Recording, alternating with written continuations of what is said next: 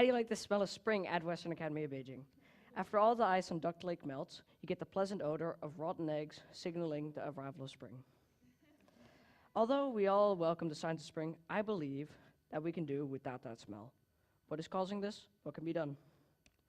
Most of us know about some of the attempts made to clean Duck Lake, like the reed beds. These attempts did not work out well.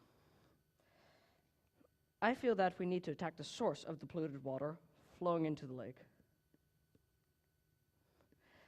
Living in Beijing, we all know that we cannot just track down the source and stop it. So I figured that the best way to solve our stinky problem is to clean the water before it flows into the lake. I've researched some ways to filter polluted water, one of them being reed beds, to be installed where the water comes into the lake. This is not feasible because it takes up too much space and does not work in fall or winter because the plants stop growing. Another option that I came across is cleaning the water chemically. Alum powder, or potassium aluminum sulfate, can be used to remove phosphorus from the water. Phosphorus will bind with the alum powder to form a sediment. This drops to the bottom and can be filtered out, but that requires a non-stop use of chemicals, which does not seem like a positive solution. I took some samples of the lake water. This is what the water looks like in a wine glass against a black background.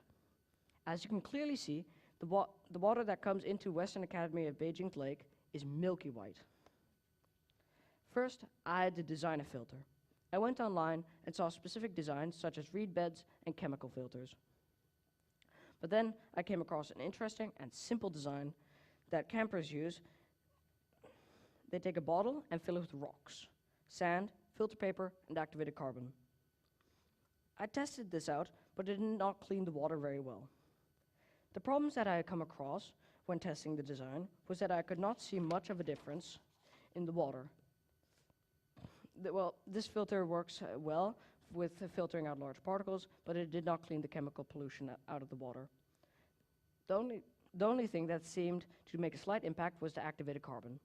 Having learned from this experience, I tried something new. I had used the activated carbon because it binds with a lot of different chemicals, so I thought that this would be helpful for cleaning the polluted lake. I figured that the water needs to be in contact with the activated carbon for a longer time. To test out my theory, I filled up a wine glass with activated carbon and poured some lake water into it, and left it there for the night.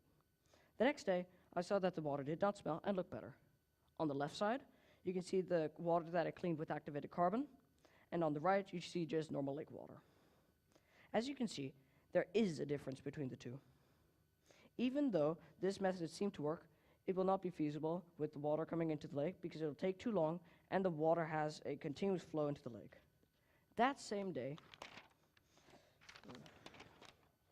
I tested what would happen if I would pour water through a bag of activated carbon repeatedly. The first glass is just normal lake water. The next glass is cleaned by pouring it through the bag of activated carbon 5 times. The next 10 times, and the last 20 times. As you can see, the water becomes more clear. With some inspiration, I found out that I could build a horizontal waterway for activated carbon to be on and have the lake water flow through it slowly. It took 2 days to build the prototype. This was made using Lego and plastic wrap. I filled the waterway with activated carbon and let some water flow through it slowly. After about 5 minutes, the lake water appeared from the other side, and it had changed in appearance and odor. It had worked. I tested it several times and got the same results for all of the tests. Since this approach seemed to work, I've started to plan a larger setup for the final design. This can be implemented by Western Academy of Beijing. This product took about 1 to 2 weeks to think of, then another week to finish building both prototypes, and then another 2 days to finish testing. What is next? Knowing that this prototype worked, even though it was on a very small scale, the next step is to figure out how much water on average will flow into the lake. How long should I have the water stay in contact with the activated carbon? A structure needs to be designed with multiple layers.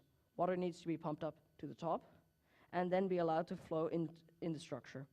The structure should only slope down slowly to prevent the water from flowing through it too quickly.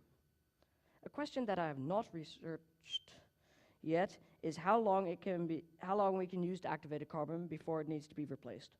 A good thing about activated carbon is it can be used as fertilizer, after it has been finished. Even though many questions remain, I feel that cleaning the water where it comes in will help Western Academy of Beijing's lake a lot. It helped the Western Academy of Beijing community because it will improve the campus by not having a smelly lake in the middle. This has changed me in many ways. I now have a better understanding of how this can change Western Academy of Beijing's lake and how this will change the outcome of how people think about the lake. This could be an important part in Western Academy of Beijing's lake cleaning. This is cheap, reliable, and a helpful alternative to chemical and reed beds. This has changed me, and I hope it changes you too. Thank you.